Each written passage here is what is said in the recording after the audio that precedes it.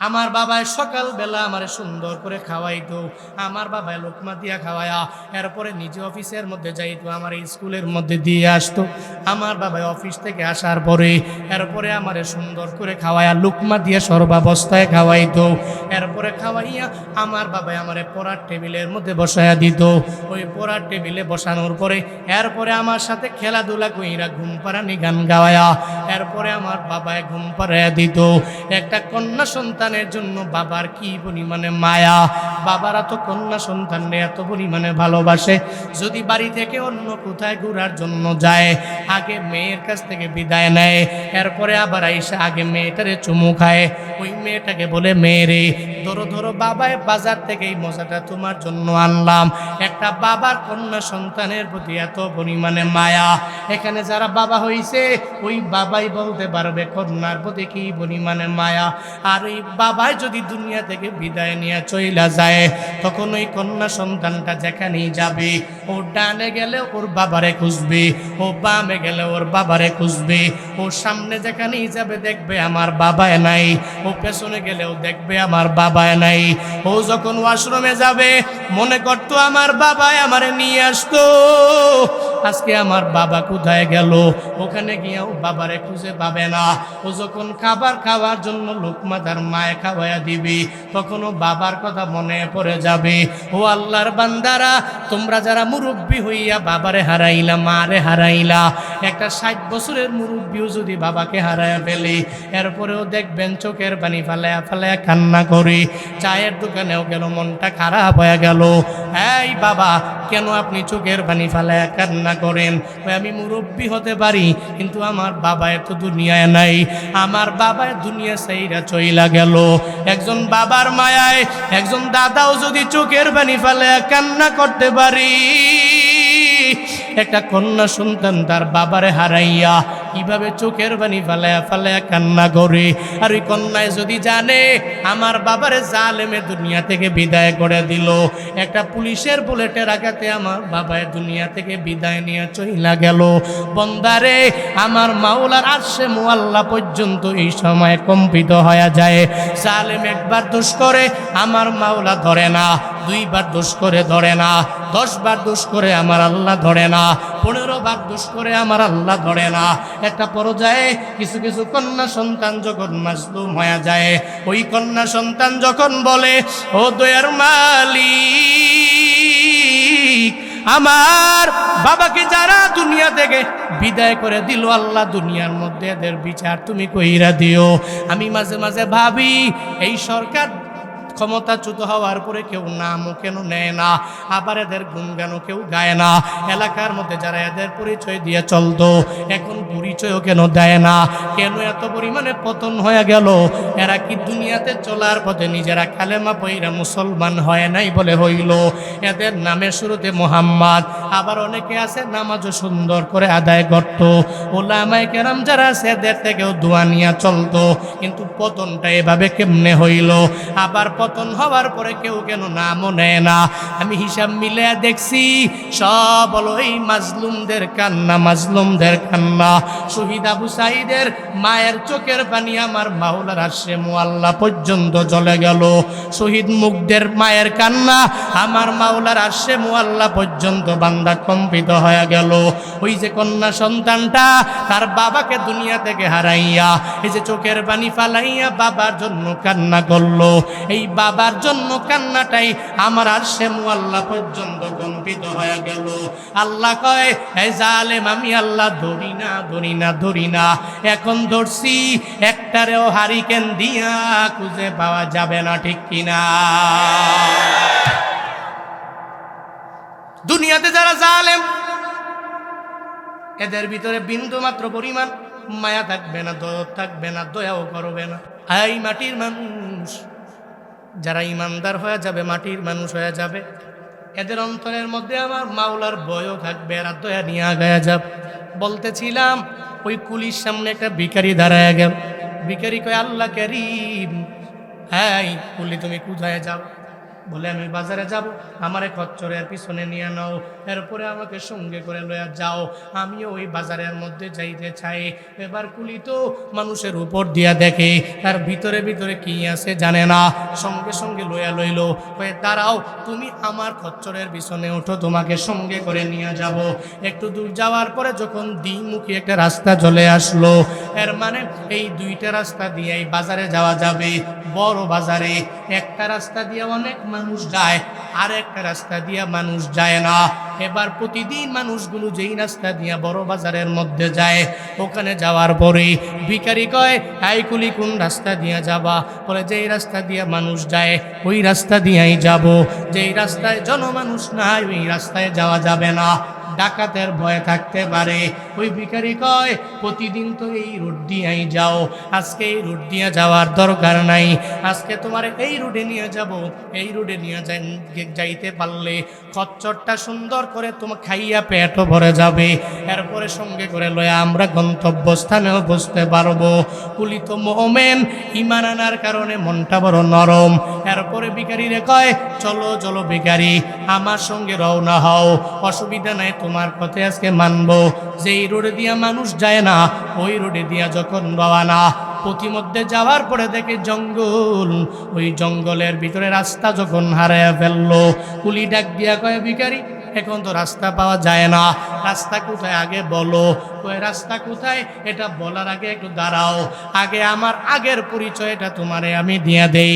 সঙ্গে সঙ্গে ভিখারি লাফ দিয়া খচ্চর থেকে যখন নেমে যায়, কোমর থেকে খঞ্জরটা বের করে, খঞ্জর বের করে বলে, কুলি রে, আমায় তুমি চিনো নাই, আমায় তুমি চিনলা না, আর তুমি মনে করছো আমি রিয়েল ভিখারি, আসলে আমি রিয়েল ভিখারি না, আমি ডাকাতি করি, আমার উপর দিয়ে একরকম, ভিতরটা তুমি আমারে চিনতে পারলা না।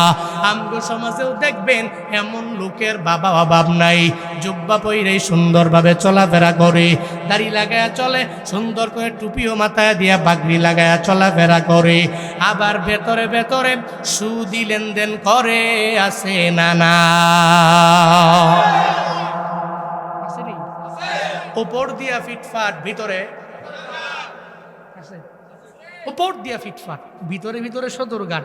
এর উপরে দেখতে নারী, তার চলন বাঁকা, মুনাফিক, নেফাকি, কপটতা, প্রতারণা নিয়া পুরো অন্তরটাকে ভরপুর করে ফেলেছে।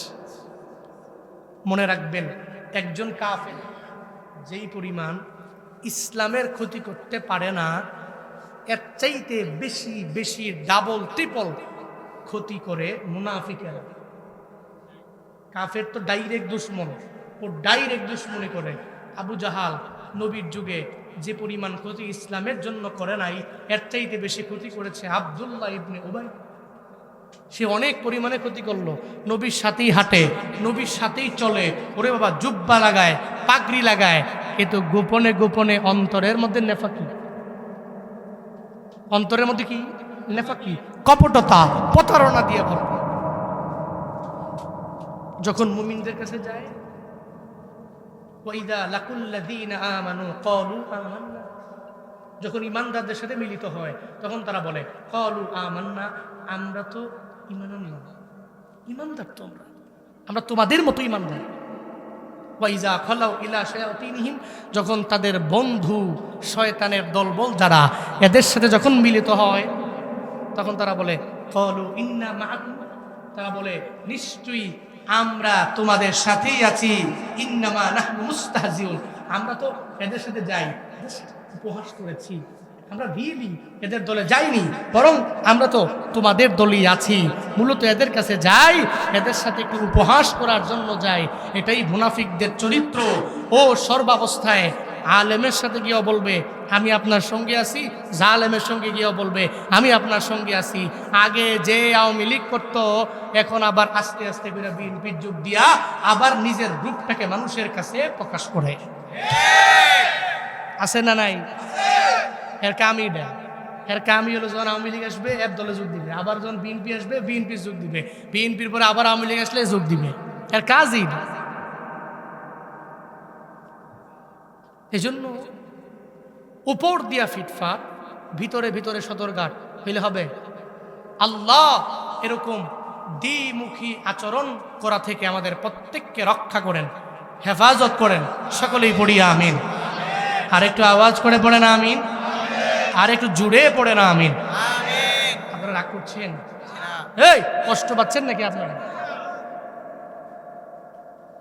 এরপরে তুমি বুঝি এমন, তুমি আমার খঞ্জরটা বের করে ডাকাতের মতো ভাব নিলা, তোমার প্রতি আমি দরদ দেখাইলাম, তোমার মতো মানুষের প্রতি দরদ দেখাইলাম। এবার ডাকাত জানায় দেয় কুলি রে, ডাকাত জানায় দেয় কুলি রে, সব মালগুলো এখন আমার হাতের মধ্যে দিয়ে দাও, আমি নিয়ে যাব। শুধু তাই না, এগুলা নিয়ে যাবো এবং তোকেও দুনিয়া থেকে বিদায় করে দেওয়া হবে। কুলি কয়ে আমারে মারিস না, আমার টাকা পয়সাগুলো, আমার সম্বল, এগুলো নিয়ে যা, খচ্চরগুলো আমার সম্বল সব তুই নিয়ে যেতে পারো, তবে আমারে মাইরো না। মাঝে মাঝে বয়ান শেষ কইরা গভীর জায়গা থেকে যখন আমরা বের হই, ওই এলাকার মধ্যে লোকেরা জানায়া দেয়, যদি এই রোডে যান, যায় দেখবেন সামনে হঠাৎ করে একজনে আপনারা লাইট টিপ মারবে দাঁড়ানোর জন্য। তখন চিন্তা কি, বলে দাঁড়ানো যাবে না, জোরে গাড়ি টান দিয়া যাও। এখন যাওয়ার পথে সামনে গিয়ে যদি গাছ আটকায়া দেয়, ডাকাতে যদি ধরে, ধরার পরে যদি বলে হুজুর সাহেব বয়ান কইরা যাহা দিয়ে নিয়ে আসলেন সব দিয়ে দেন। এমন হয় না? মাঝে মাঝে অনেক গভীরে যাওয়ার পরে হাদিয়াটা দিয়ে নিয়ে যাওয়ার পথে হুজুর সাহেব বয়ান তো করলেন 1-1.5 ঘন্টা করে হাদিয়া যা পাইছেন, আমরা তো কষ্ট করছি 3 ঘন্টা, আপনি কষ্ট করছেন 1 ঘন্টা, আমরা কষ্ট করেছি 3 ঘন্টা, গাছ টাছ কাটছি, এগুলো ফালাইছি, তো সম্মানী যা পাইছেন দিয়া যান। তো নেওয়ার পরে কয় বদদুয়া দিয়ে না, দোয়া করেন। কি কয়, বদদুয়া দিয়েন না, হুজুর, হুজুর মানুষ তো দোয়া করেন। তো ওই পরিস্থিতি যদি কেউ পড়ে, হুজুর বাদ দিলাম, আপনারাও যদি পড়েন, পড়ার পরে কি কইবেন, টাকা যা আছে সব নেও, আরো কত টাকা জীবনে আসবে বাঁচলে, মোবাইল টোবাইল যা আছে সব দিয়ে দিলাম, ধরো নেও, কিন্তু আমার গায়ে একটু টাচ করল না। ঠিক কিনা? বাস্তবতাই ঠিক। সঙ্গে সঙ্গে কুলি জানায়া দিল, আমারে মাইরো না, বরং আমার টাকাগুলো নিয়ে যাও, আমার খচ্চ তুমি নিয়ে যাও, সব তোমাকে দিয়ে দিতে পারি, কিন্তু আমারে মাইরো না রে। যদি আমারে মারো রে, বাড়িতে যাওয়ার পরে আমার মা আমারে পাইবে না, আমার বাবা আমারে পাইবে না, আমার সন্তানেরা পাবে না, এরা চোখের পানি ফেলায় সারা জিন্দেগি ভর কান্না করবে। ধরো ধরো, এই টাকাগুলো তোমার চাইছো, তোমারে দিয়া দিলাম, এই খচ্চটগুলো তোমারে দিয়া দিলাম, সব তোমারে দিয়া দিলাম, এগুলা নিব, আবার তোরে দুনিয়া থেকেও বিদায় করে দিব, এগুলা নিয়েও তোরে মারবো, কারণ তোরে না মারলে বাজারে গিয়া বইলা দিবা, আমার নাম কইয়া দিবা, এরপর আমাকে এরা দুনিয়া থেকে বিদায় করে দিবে। ওই অসুবিধা নাই, যদি আমারে মারতে চাও মারবা, অসুবিধা নাই, তবে দাঁড়াও, এই হুজুরের কাছ থেকে আমি বয়ান শুনলাম, মুমিন যখন বিপদের মধ্যে পড়ে যায়, মুসিবতের মধ্যে পড়ে যায়, একটা ঝামেলার মধ্যে মুমিন যখন পইরা যায়, ও দুনিয়ার মানুষের জানায় না, একজন রে জানায়, চিল্লায়া বলো তারে না। এই যুবকেরা, জীবনে কত বিপদে পড়েছ, জীবনে চলার পথে কত বড় বড় মুসিবতের মধ্যে তোমরা পইরা যাও রে বাপ। ফেসবুকে স্টোরি দিয়া দাও, একটা বিপদের মধ্যে পড়ে গেলাম, ডিপ্রেশনে পড়ে গেলাম, তোমরা রিলস বানায়ার পরে আপলোড দিয়া দাও, মানুষের জানাও আমি বিপদে পড়লাম, মুসিবতে পড়লাম, বন্ধু বান্ধবের মেসেজ করে আগে জানায়া দাও। কিন্তু না রে বাবা, তোমার আমার জন্য তো আমার মাওলা আছে, ওয়া মিনাল লাইলি ফাতাহাজ্জাত বিহি নাফিলাতাল লাক আসা আইয়াবআসাকা রাব্বুকা মাকামাম মাহমুদা। আল্লাহ পাক তোমার আমার জন্য তাহাজ্জুদের নামাজ রাখলেন। ওই নামাজের সময় বান্দা তুমি মুসল্লায় দাঁড়ায়া যাও, ওই সময় আমার মাওলার দরবারে 2 রাকাত 4 রাকাত নামাজ আদায় করে আল্লাহকে জানাও না, আল্লাহ গো বড় একটা বিপদের মধ্যে পড়ে গেলাম, একটা বড় মুসিবতের মধ্যে আমি পইরা গেলাম রে মাওলা, এই বিপদ থেকে তুমি আমারে বাঁচাইতে পারো, এই মুসিবত থেকে তুমি আমারে বাঁচাইতে পারো রে আল্লাহ। ওই রবের দরবারে যদি কানেকশন লাগাইয়া দাও, দুনিয়ার মানুষের কাছে বইলা যেটা পাবা না, আমার মাওলার কাছে বললে আমার মাওলা তোমার মনের সমস্ত আশা পূরণ করে দিতে পারে। ঠিক কিনা? আমার মাওলার সাথে কানেকশন লাগাও। মনে মনে চিন্তা ভাবনা করে হুজুরের কাছ থেকে তো বয়ান শুনছিলাম, মুমিন বিপদে পড়ে গেলে নামাজে দাঁড়ায়া যায়। এবার কুলি কয় তুই আমারে মারবি, অসুবিধা নাই, তবে দাঁড়াও, 2 রাকাত নামাজ পড়ার জন্য সুযোগ দাও। আমি 2 রাকাত নামাজ আদায় করব, এর উপরে নামাজের পরে আমারে মাইরু, আমারে কাইটু, আমারে দুনিয়া থেকে বিদায় করে দিও, কোনো অসুবিধা হবে না। এবার ডাকাতে কয় তোর মতো কত নামাজিরে আমি দুনিয়া থেকে বিদায় করে দিয়েছি। ওই সামনে তাকায় দেয় এরা দুনিয়া থেকে বিদায় নিল, এরা দুনিয়া থেকে বিদায় নিয়েছে, এর আগে নামাজও পড়লো, কিন্তু এদের নামাজ আমার খঞ্জর থেকে একজনও বাঁচাইতে পারে নাই, এদের নামাজেও বাঁচাইতে পারে নাই। তুই নামাজ পড়বি আর আমার হাত থেকে বাইচে যাবি এমন হবে না। এরপরেও কুলি কয় আমারে 2 রাকাত নামাজের জন্য সুযোগ দিয়া দাও। অসুবিধা নাই, দিয়া দিলাম। এবার কুলি যখন একনিষ্ঠ চিত্তে যখন নামাজে দাঁড়ায়া গেল, ওই নামাজে দাঁড়ায় আমার আল্লাহর দরবারে আবদার জানায়। সঙ্গে সঙ্গে সূরা ফাতিহা পড়ার পরে কোনো আয়াতগুলির মনে আসে না। বিপদে যখন পড়ে যায়, মুসিবতের মধ্যে যখন পড়ে যায়, আমার মাওলার দরবারে আবদার জানায় আল্লাহ আম্মাই ইউজিবুল মুস্তার, আম্মাই ইউজিবুল মুস্তার। এটা বারবার বলে আমার মাওলার দরবারে বলে, ও দয়ার মালিক, আমি কুলি বড় বিপদে পড়েছি, বড় একটা মুসিবতের মধ্যে আল্লাহ আমি পড়ে গেলাম। আমি জানি যেই বান্দা বিপদের মধ্যে পড়বে, এই বিপদ থেকে তুমি তো সারাইয়া দিতে পারো। তুমি ওই বিপদগামী বান্দা যখন ডাক দেয়, তুমি সঙ্গে সঙ্গে সারা দিয়া দাও। আম্মাই ইউজিবুল মুস্তার, যখন এই আয়াতটা বারবার যখন নামাজের মধ্যে পড়ি, আমার আল্লাহ ওই বান্দার এই নামাজটাকে কবুল কইরা নিল। আল্লাহ কয়, এই জিবরাইল, একটা বাঘের বেশ ধইরা বাঘের উপরে একটা মানুষের মতো হইয়া তোমার মাথার মধ্যে বড় একটা লোহার টুপি পইরা তুমি তরবারি নিয়ে যাও, আমার এই কুলি বান্দাকারে বাঁচায় দাও। আমার মাওলার কুদরত, সঙ্গে সঙ্গে যখন জিবরাইল চলে আসলো, একটা ভাব ধরলো বাঘের উপরে একটা মানুষের মতো আকৃতি দিয়া, এরপরে লোহার টুপি পড়িয়া তরবারি নিয়ে আসে। ওদিকে যখন কুলি দাঁড়ায়া দাঁড়ায় আমার মাওলারে ডাক দেয়, আম্মাই ইউজিবুল মুস্তার, আম্মাই ইউজিবুল মুস্তার। যখন বারবার যখন নামাজের মধ্যে এটা বলে, আল্লাহকে ডাক দেয়, ওই পর্যায়ে যখন ওই ফেরেশতা জিবরাইল আসলো, আয়েশার ডাকাতটাকে দুনিয়া থেকে বিদায় করে দিল, তার দেহ থেকে গর্দানটাকে আলাদা করতে দেরি, জমির মধ্যে পড়ল, ওই পুরো দেহটাই সঙ্গে সঙ্গে জমিনকে আল্লাহ অর্ডার দিলেন, এই জমিন, আমার কাছের বান্দাকে সে হাত তোলার জন্য তরবারি ধরলো, ওকে দুনিয়াতে রাখা যাবে না, বরং তার পুরা বডিটা জমিন থেকে আগুন উঠায় দাও, আগুনে তারে পুরে পরিপূর্ণ সারকার বানায় দাও।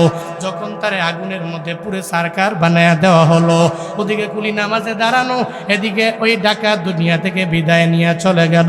এবার কুলি মনে মনে চিন্তা ভাবনা করে, আমার আল্লাহ ছাড়া এই বিপদের মধ্যে আমারে কেউ সাহায্য করে নাই, আমারে সহযোগিতা করে নাই।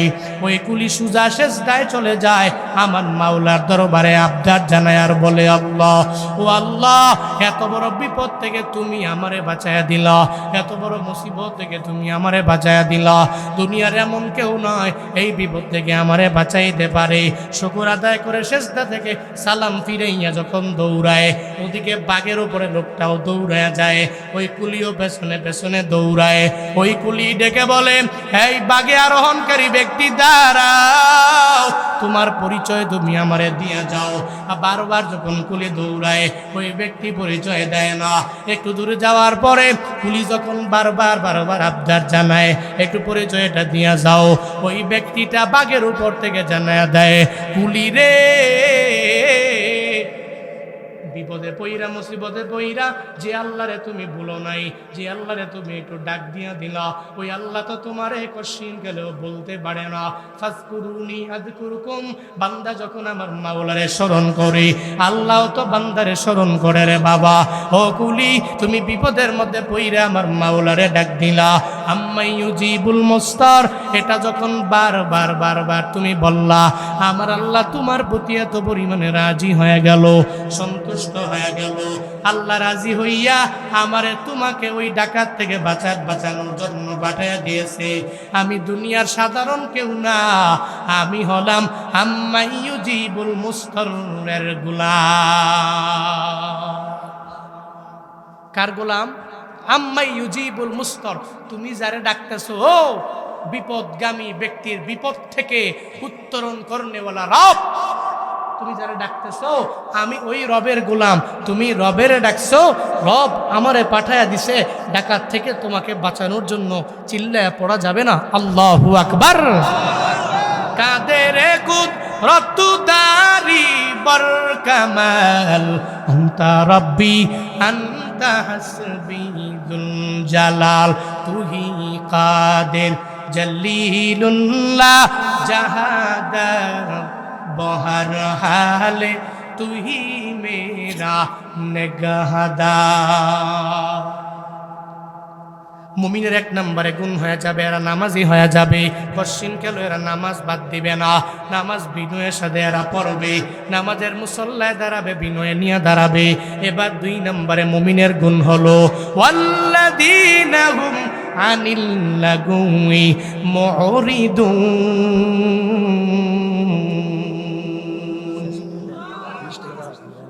বৃষ্টি আবার আসতেছে নাকি?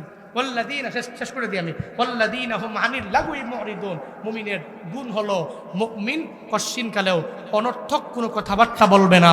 এরপরে মুমিনের গুণ হলো ওয়াল্লাযীনা হুম লিয-যাকাতি ফাইলুন। মুমিন যাকাত ফরজ হলে যাকাত প্রদান করবে। এরপরে মুমিনের গুণ হলো ওয়াল্লাযীনা হুম লিফুরুজিহিম হাফিজুন। মুমিন সর্বাবস্থায় তার লজ্জাস্থানের হেফাজত করে, তার জিহবার হেফাজত করে মুমিন চলবে। এই মুমিনেরা, নাম করা নামে নামে বড় মুমিন হয়ে লাভ নাই। নিয়ত করল আজকে থেকে যে আমরা মুমিন হওয়ার জন্য যেই গুণে গুণান্বিত হওয়া লাগবে, ওই গুণগুলো অর্জন করে নিজের খাঁটি মুমিন বানাবো। পারবো তো ইনশাআল্লাহ।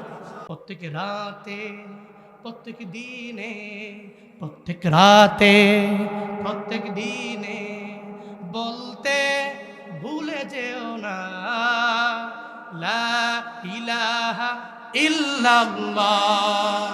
প্রত্যেক রাতে, প্রত্যেক দিনে বলতে ভুলে যেও না লা ইলাহা ইল্লাল্লাহ।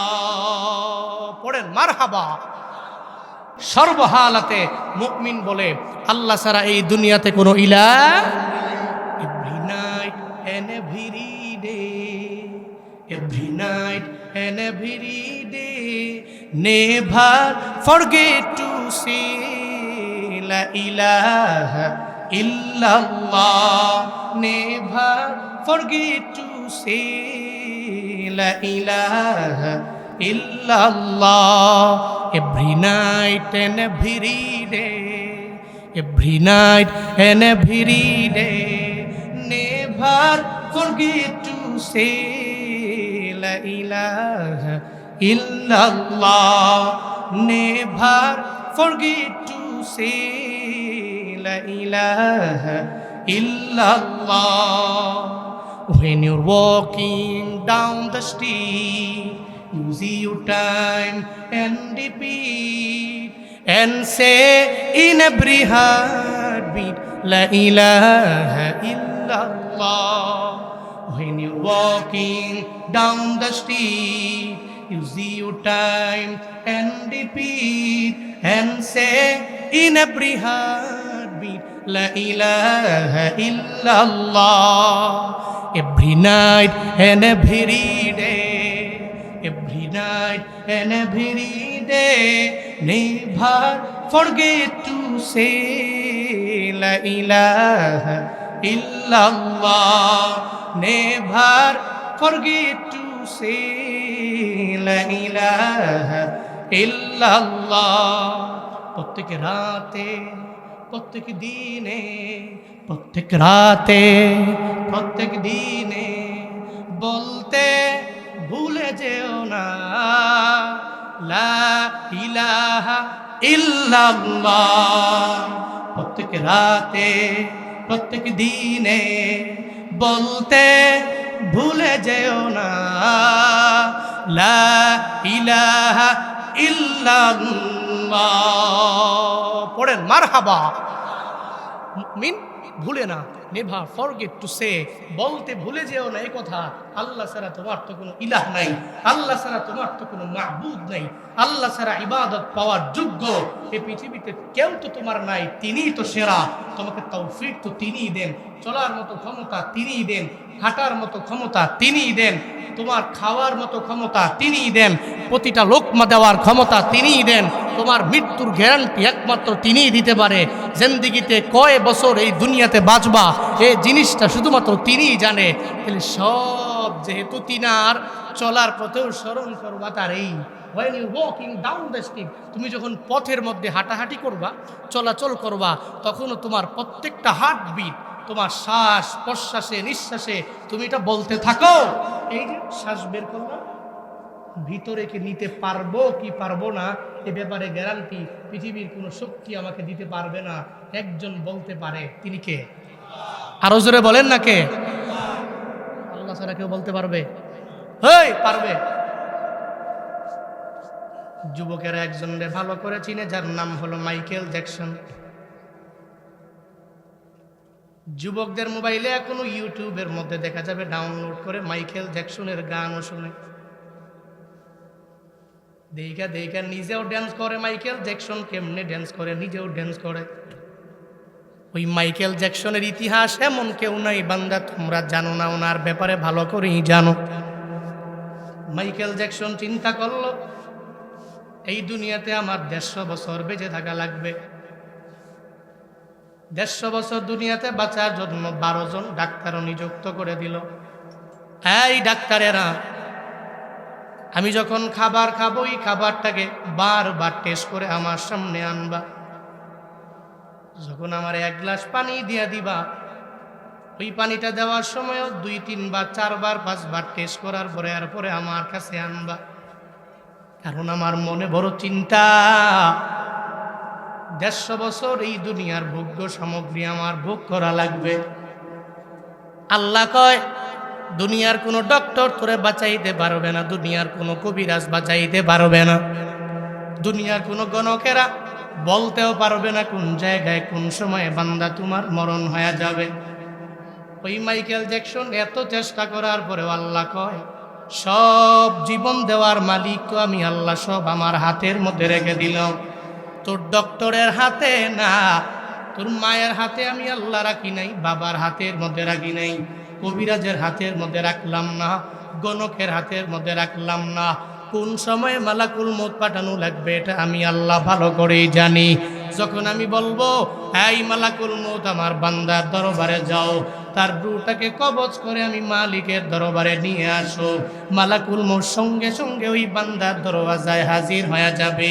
মাইকেল জ্যাকসন, যার টাকার অভাব নাই, একটা গান গাইলে প্রায় মিলিয়ন মিলিয়ন ডলার যার হাদিয়া, এগুলা মানুষ ইচ্ছা করে তাকে দিয়ে দিল। এত পরিমাণে টাকা, এত পরিমাণে বাড়ির মালিক হয়ে গেল, এত দামি দামি দুনিয়ার ভোগ্য সামগ্রী ভোগ করলো, কিন্তু চেষ্টা করেছে 150 বছর বাঁচার জন্য পারে নাই। 50 বছরে আমার মাওলা কয়, মালাকুল মউত যাও যাও, ওই ব্যক্তির সামনে যাও, তার থেকে রূহটাকে কবজ কইরা নিয়ে আসো। এর মানে হলো, যেই জায়গায় মাইকেল জ্যাকসন 150 বছর পর্যন্ত বাঁচতে পারে নাই, আমার মতো জুনায়েদ আল হাবিব, কারি আবু রায়হান, কাইয়ুম মোল্লা বাজান, আমগো মতোই শ্রোতারা একজন মরণের গ্যারান্টি বান্দা দেওয়া যাবে না। একজন জানে, চিল্লায়া বলো তার নাম, ইয়া ইলাহি তো মেরা মালিক হ্যায়, ইয়া ইলাহি तो मेरा खालिक है, या इलाही तो मेरा हन्नान है, या इलाही तो मेरा मन्नान है। মরণের গ্যারান্টি কেউ দিতে পারবে? বলেন না, বলেন না, পারবে? এই জন্য প্রত্যেকটা হার্ট বিটেই প্রত্যেকটা নিঃশ্বাসে প্রশ্বাসে আমরা একজনকে স্মরণ করব, তিনি কে? আরো জোরে বলেন, তিনি কে? মৃত্যু পর্যন্ত এই রবকে স্মরণ করে চলার তৌফিক আল্লাহ সব ভাইকে দান করেন। সকলেই পড়ি আমিন। সম্মানিত হাজির, আমি সূরাতুল মুমিনুন থেকে 5টি আয়াতে কারিমা তিলাওয়াত করেছি। সূরাতুল মুমিনুন ঈমানদারদের সূরা। কাদের সূরা? বলেন না কাদের সূরা? ঈমানদারদের সূরা। মনে রাখবেন, যে ব্যক্তি ঈমান আনে ও ব্যক্তি মুমিন। যে ব্যক্তি ঈমান আনে সে কি? মুমিন। যে ব্যক্তি ইসলাম ধর্ম গ্রহণ করে ওই ব্যক্তি মুসলমান। যে ব্যক্তি নেফাকি করে, কপটতা অন্তরে নিয়ে চলে, সে মুনাফিক। যে ব্যক্তি শিরিক করে ও মুশরিক। যে ব্যক্তি তাকওয়া নিয়ে চলে ও মুত্তাকি। প্রত্যেকটাই ইসমে ফাইলের সিগা, প্রত্যেকটাই। যে ব্যক্তি যেটা করে সে তো অবশ্যই ফাইল এবং কর্তা। যে ব্যক্তি ঈমান আনে ওই ব্যক্তি হচ্ছে মুমিন।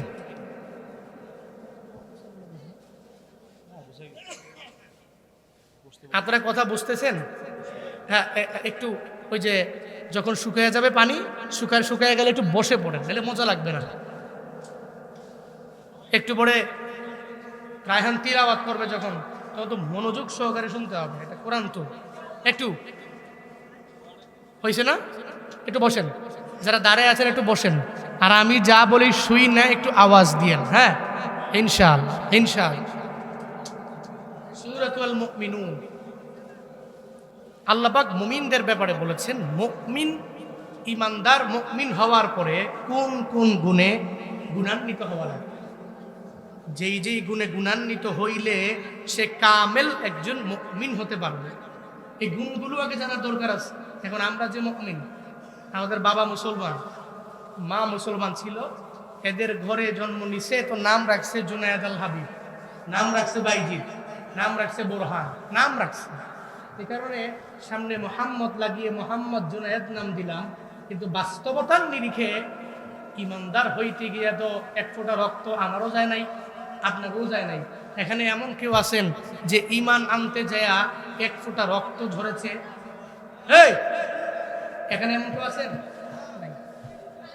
তাহলে বোঝা গেল আমরা ঈমানদার, আমরা আব্বা আম্মা মুসলমান, এই কারণে এদের ঘরে জন্ম নেওয়ার কারণে আমরাও মুসলমান। তবে মুমিন হইতে গেলে কিছু গুণে গুণান্বিত হওয়া লাগবে, শুধু নামে হইলে হবে না, কিছু গুণে গুণান্বিত হওয়া লাগবে। ওই গুণগুলা কি? قد أفلح المؤمنون الذين هم في صلاتهم خاشعون। আল্লাহ বলেন, আয় মুমিন, যারা মুমিন হয়ে গেল তারা তো অলরেডি সফলকাম হয়ে গেল। আফলাহা যেহেতু মাজির সিগার মানে অর্থ দিবে যে অলরেডি মুমিনেরা সফলকাম হয়ে গেল। সফলকাম হবে এটা আমার মাওলা জানায় নাই, আল্লাহ জানায় দিলেন মুমিনেরা সফলকাম হয়ে গেল। সফলকাম হলো কারা? যেমন নিজের পাক্কা একজন মুমিন বানায় নিল আবু বকর, ওই আবু বকর দামি হয়ে গেল। ওই ওমরে ফারুকে আজম বড় দামি হয়ে গেল। হযরতে ওসমান রাদিয়াল্লাহু আনহু এত পরিমাণে দামি হয়ে গেল। হযরতে আলী উনিও নিজেরে মুসলমান বানাইয়া বড় দামি বানাইয়া ফেলল। আল্লাহ কয়, এরা যে দামি আমি আল্লাহই তো জানাইয়া দিলাম। قد أفلح المؤمنون, যেই বান্দা মুমিনে কামেল হয়ে যাবে ওই বান্দা অলরেডি সফল কাম হয়ে গেল। যেমন আবু বকর হয়ে গেল, ওমর হয়ে গেল। দুনিয়াতে যারাই নিজেরা ইমানদার হইয়া নিজে আল্লাহর পক্ষ থেকে যে আল্লাহ পাক যা আদেশ করলেন তা মাইনা চলতে পারলো, রবের নিষেধগুলোকে নিজেরা যারা বিরত রাখতে পারলো, এরাই সফল কাম হয়ে গেল। এখন সফল কাম হইতে যাইয়া এরা কোন কোন গুণে গুণান্বিত হলো আল্লাহ পাক দ্বিতীয় আয়াতের মধ্যে জানায়া দেয়, আল্লাযীনা হুম ফি সালাতিহিম খাশিউন। আল্লাহ পাক বলেন, দুনিয়াতে যারা মুমিন হবে এদের এক নম্বরে গুণ হবে এরা নামাজি হয়ে যাবে, এরা মুসল্লি হয়ে যাবে। এই কারণেই মুসল্লি হওয়ার কারণে মুসল্লি হইয়া পরে আবার নিজের খাশিনদের অন্তর্ভুক্ত বানায় নিবে। এরা এত পরিমাণে বিনয়ী হয়ে যাবে, বিনয়ী হয়ে যাওয়ার কারণে এরা এত পরিমাণে সফল কাম হয়ে যাবে। আল্লাহ কয় সফল কাম বান্দাদের জন্য আমি রবের পক্ষ থেকেই তো জান্নাত। আর মুমিনেরাই তো সফল কাম হয়ে যাবে। মুমিনদের এক নাম্বার গুণ হবে এরা নামাজ বাদ দিবে না, এরা নামাজ কাজা করবে না, এরা ফজর পড়লে জোহর বাদ দিবে না, জোহর পড়লে আসর বাদ দিবে না, আসর পড়লে মাগরিব বাদ দিবে না, মাগরিব পড়লে এরা এশাটাকে কাজা করতে পারবে না। এই আল্লাহর বান্দারা 5 ওয়াক্ত নামাজি হয়ে যাবে। যারা 5 বেলার নামাজি হবে এরাই মুমিন হয়ে যাবে। আর এই মুমিনরাই সফল কাম হয়ে গেল। ও বান্দারা, এখন যদি বলেন হুজুর নামাজ পড়লে ফায়দা কোন জায়গায়? শুধু আখিরাতের লাইনেই তো ফায়দা, আমার দুনিয়াবি লাইনে বিন্দু মাত্র পরিমাণ ফায়দা তো দেখাতে পারলেন না। ও বান্দারা, যদি মনে করো দুনিয়াবি লাইনের ফায়দাও তোমার লাগবে, তাহলে দুনিয়াতেই নামাজ পড়ে অনেক বান্দারা কামিয়াব হয়ে গেল। দুনিয়াতেই বড় বড় যাজা আমার মাওলার পক্ষ থেকে পাওয়া গেল। কুফানগরের মধ্যে এক আল্লাহর বান্দা ছিল কুলি। ওই কুলির কাজ হলো কুলির নামাজ পড়ে 5 ওয়াক্ত নামাজও পড়ে, রোজাও রাখে, নেক আমলও করে। কিন্তু কুলি এত নামাজি আল্লাহওয়ালা, কিন্তু গরিব মানুষ। গরিব হওয়ার কারণে বাজারের লোকেরা কুলিরে কয়, এই কুলি তোমার কাছে ধরো টাকা দিয়া দিলাম, এই টাকাগুলো নিয়ে যাও, বড় বড় বাজার থেকে মালগুলো বুঝাই করে আইনা আমাদেরকে দিয়া দিবা। একটা কুলির কাজই হলো এটা। এবার কুলির কাছে যখন অনেকগুলো টাকা পয়সা জমা করে যখন দিয়া দেয়, কুলি তার খচ্চরটা নিয়ে যখন রওনা, একটু দূর প্রতিমধ্যে যাওয়ার পরে একটা ভিখারির সাথে মোলাকাত হয়ে যায়। ওই ভিখারির সাথে যখন মোলাকাত হয়ে গেল, ওই ভিখারি কয়, আল্লাহ কারীম, কুলি তুমি আমার জন্য একটু দাঁড়াও না, ওই তোমার খচ্চরের পিছনে আমারে নিয়ে একটু বাজারে নিয়ে যাও। যখন ভিখারি তার কাছে আবদার জানাইলো, মনে রাখবেন যেই বান্দা নামাজি হয়ে যায় এর দিলটা অটোমেটিক নরম হয়ে যাবে। যেই বান্দা রোজা রাখে ওর দিলটা অটোমেটিক নরম হয়ে যাবে। যে নেক আমলের লাইনে অগ্রগামী হয়ে যায় ওই বান্দার মনটা অটোমেটিক নরম হয়ে যাবে। কিন্তু যে ব্যক্তি বারবার মানুষের উপর জুলমের মাত্রা বাড়ায়া দেয়, ওর কাছে গিয়া যদি বলেন, এ ভাই তুমি তার উপরে অত্যাচার করবা না, জুলুম করবা না, দেখবেন জালেমের বিন্দু মাত্র পরিমাণ মায়া লাগবে না। ইমানদারদের মনে যেমন মায়া, পশ্চিমকালেও বেঈমানের মনের মধ্যে এমন মায়া খুঁজে পাওয়া যায় না। এই যে আমরা হুজুরেরা বিভিন্ন সময়ে যে বিভিন্ন এলাকার মধ্যে যাই, গরিব মিসকিন দেখলে আমরা ধমক দেই না রে বাবা, একটা এতিম দেখলে আমরা ধমক দেই না। আমরা বাজানের ব্যাপারে কিছু ভিডিও তোমরা দেখছো ইউটিউবে, উনি এতিম দেখলে এতিমকে ধইরা নেয় আর রায়হানে নিয়া একে ফ্রিতে লালন পালন করে। এই যে একটা গুণে নিজের গুণান্বিত বানায় ফেললো, এতিমগুলারে নিয়ে গেল, এদের মাথার মধ্যে হাত বুলাইলো। ও বান্দারা, এটা ইমানওয়ালা বান্দার দ্বারাই সম্ভব হয়ে যায়। যার ভিতরে ইমান নাই, যার ভিতরে নেফাকি দিয়া ভরপুর, ওর কাছে যতই সবক দাও, যে এতিমের মাথার মধ্যে একটু হাত বুলাইয়া দাও, একজন ভিখারিকে ধমক দিয়া তুমি তাড়াইয়া দিতে পারবা না। কশ্চিনকালেও ওই জালেমের এটা কশ্চিনকালেও তার অন্তরের মধ্যে ঢুকবে না। যেমন তাকায়া দেখো, এই যে কয়েকদিন আগে স্বৈরাচারী এই বাংলাদেশ থেকে বিদায় নিয়ে চইলা গেল, এদের ভিতরে তো বিন্দু মাত্র পরিমাণ মায়া ছিল না, এরা মানুষের উপর দয়া করত না। ওলামায়ে কেরাম নিয়ে বারবার এরা কটূক্তি করত। এরা ওলামায়ে কেরামকে এক নজরেও দেখতে পারে না। এমন একটা পরিস্থিতি হয়ে গেল যে ছোট ছোট মাজলুম বাচ্চাদেরকেও এরা এদের উপরে জুলুম কইরা এদেরকে এত অত্যাচারীও বানায়া ফেললো। আল্লাহ কয়, ইমানদার আমার যে বান্দা হয়ে যাবে এদের দিলটা নরম হয়ে যাবে। যারা জালেম এদের মনটা নরম হয় না। এরা উলামায়ে কেরামের জন্য এদের মনটা নরম হবে না। ফেরাউনের দিকে তাকায়া দেখো, যেই ফেরাউন মূসার ব্যাপারে এত পরিমাণে কঠোর হয়ে গেল, মায়া নাই। নমরুদের দিকে তাকায়া দেখো না, ওই নমরুদ ইব্রাহিমের ব্যাপারে বিন্দু মাত্র পরিমাণ মায়া নাই। আবু জাহাল, উতবা, সাহেবা, আমার মদিনাওয়ালা নবীর প্রতি মায়া নাই। যারা ইতিপূর্বে বাংলাদেশ থেকে ক্ষমতাচ্যুত হয়ে গেল, এদেরও উলামায়ে কেরামের প্রতি মায়া বিন্দু মাত্র পরিমাণ ছিল না, ঠিক কিনা?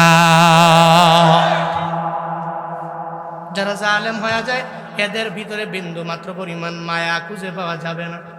2013 সালে হেফাজতে ইসলামের ডাকে যারা ঢাকার জমিনে গেল, শাপলা চত্বরে দুনিয়া থেকে বিদায় নিয়ে চলে গেল কত তোলা পোলাপাড়া বিদায় নেওয়ার পরে এর পরের দিন মিডিয়ার সামনে আইসা বলে একজনও নাকি মারা যায় নাই, এরা নাকি রং লাগাইয়া রাস্তার মধ্যে শুয়ে রইল। এরা কশিনকালেও কোনো ইমানদারের বক্তব্য হতে পারে না, এটা মুনাফিকের বক্তব্য ছাড়া ইমানদারের বক্তব্য হতে পারে না।